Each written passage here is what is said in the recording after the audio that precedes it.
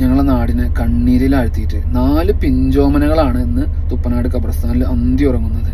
ഞാനിപ്പോൾ ഈ വീഡിയോ ചെയ്യുന്നത് 2020 നമ്മൾ കൊറോണ വന്ന് ബുദ്ധിമുട്ടി നിൽക്കുന്ന സമയത്ത് എല്ലാവരും ദുരിതാശ്വാസ നിധിയിലേക്കൊക്കെ സംഭാവന ചെയ്തിരുന്നു.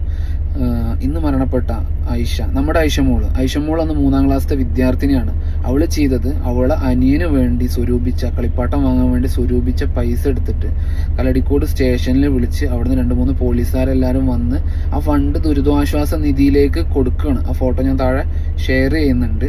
അപ്പോൾ ആ പ്രായത്തിൽ, ആ ചെറു പ്രായത്തിൽ അവൾക്ക് തോന്നിയ മനസ്സ്, അവളെ ബുദ്ധി എന്തായിരിക്കും നമുക്ക് അത് ചിന്തിക്കാൻ കഴിയുന്നതിൽ അപ്പുറമാണ്. നമ്മളെ മോട്ടോർ വെഹിക്കിൾ ഡിപ്പാർട്ട്മെൻറ്റിലും അതുപോലെ പൊതുമരാമത്ത് വകുപ്പിലൊക്കെ നല്ല എഡ്യൂക്കേറ്റഡ് ആയിട്ടുള്ള ആൾക്കാരായിരിക്കണം. ഈ ഒരു കേസ് നാട്ടുകാർ ഒരുപാട് പ്രാവശ്യങ്ങളായിട്ട് ഹൈലൈറ്റ് ചെയ്യുന്നതാണ്. അതുപോലെ നമ്മളെ സ്ഥലം MLA വരെ നിയമസഭയിൽ അവതരിപ്പിച്ച ഒരു കേസാണ് ഈ അപകട വളവ്. സ്കൂൾ സ്റ്റോപ്പാണ്, മെയിൻ ഡേഞ്ചർ ആയിട്ടുള്ള ഒരു ഏരിയയാണ്, അമ്മാതിരി വലിയൊരു വളവാണ്. അപ്പോൾ ഞങ്ങൾക്ക് വേണ്ടത് ഒരു സൊല്യൂഷനാണ്, ഒരു പരിഹാരമാണ്.